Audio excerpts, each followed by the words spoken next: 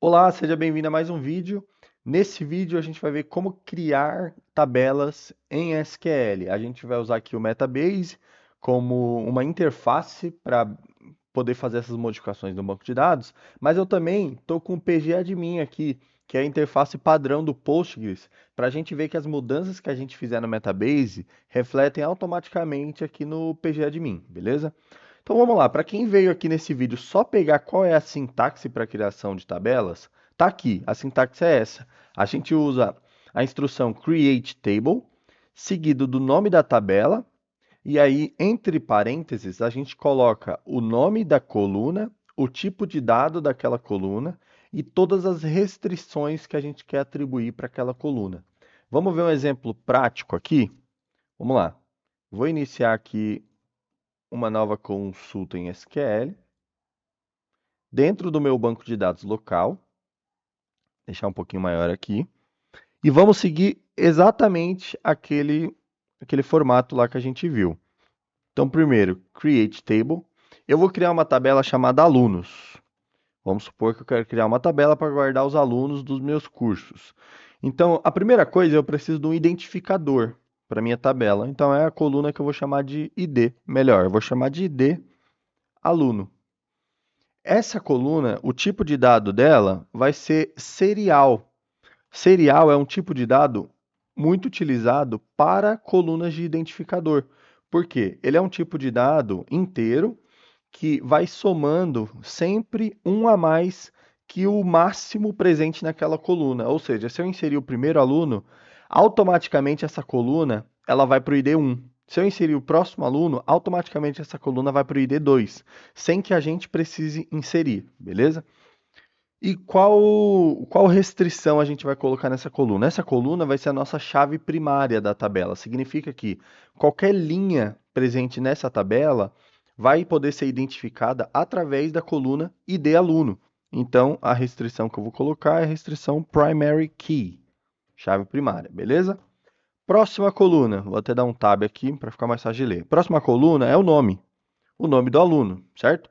O nome do aluno vai ser um varchar, de no máximo 120 caracteres. Então, nomes acima de 120 caracteres são raros, né? Vou até colocar 150 aqui para garantir. E a restrição que eu quero colocar nessa coluna é que não pode ser nulo, ou seja, na hora que eu estiver inserindo os dados dos alunos nessa tabela, eu não posso deixar a coluna nome nula, sem dados, beleza? É obrigatório ter dados nela. Em seguida, a coluna idade. A coluna idade é uma coluna inteira, certo? O tipo de dado inteiro. E aqui eu vou colocar uma restrição check. Para quê? Para checar se a idade está entre. Vamos supor que a idade mínima para fazer um curso meu é 14 anos. E eu vou colocar a idade máxima aqui de 200 anos, porque eu não conheço ninguém que tenha nem perto de 200 anos. E eu vou colocar isso mais para uma segurança de quando estiverem colocando esse dado no cadastro. Imagina que alguém vai colocar, sei lá, 42 anos e o dedo acaba escapando e ele coloca 425.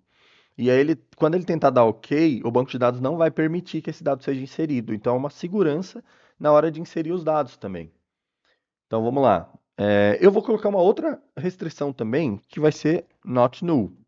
Então, além de checar se a idade está entre 14 e 200, eu vou colocar essa restrição para a idade não poder ser vazia nunca, beleza?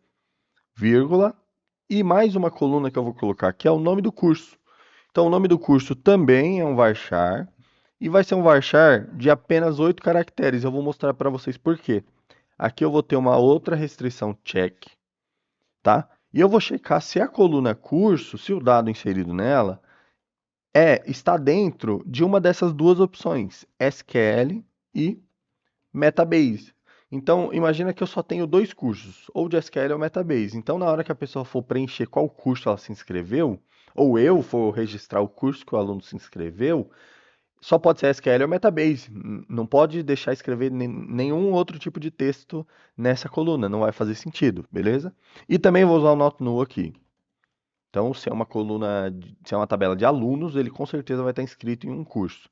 Então, não vamos poder deixar sem nada. E eu vou colocar uma última coluna, que é a coluna de é, referência, ou seja, se algum amigo te indicou para você fazer esse curso, qual que é o nome dele?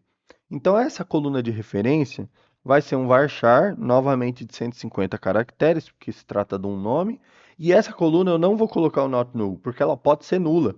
Você pode ter chegado no curso sem ter indicação de nenhum aluno, né? Inclusive, vou pôr indicação. Acabei de pensar aqui. É uma coluna, um nome muito melhor. Indicação. Beleza. E aqui eu vou rodar.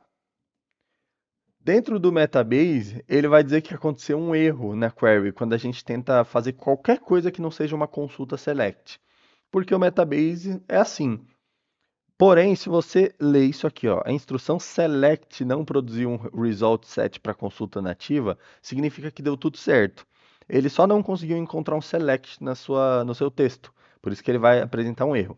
Tanto que se a gente vier aqui dentro do pgadmin agora e eu der um refresh aqui nas tabelas, perceba que agora a tabela alunos ela existe aqui dentro do meu pgadmin, beleza? Então, era isso que eu queria passar aqui nessa aula. Numa próxima aula a gente vai ver como adicionar e retirar dados de uma tabela utilizando essa mesma tabela. Inclusive, aproveitando aqui o ensejo, vou deixar isso tudo comentado. Como que a gente faz para deletar essa tabela? Eu quero arrancar ela do meu banco de dados inteira. A gente usa o comando drop table. Só que aqui no caso o table é o nome da tabela já. Então, a gente vai usar aqui drop table alunos. Vamos rodar e, novamente, ele vai falar a instrução select não produziu um result set para consulta nativa. Se eu vier aqui e der um refresh, sumiu a tabela alunos. Então, funcionou, tá tudo certo, beleza? Para esse vídeo era isso. Muito obrigado. Te espero aí nos próximos. Valeu!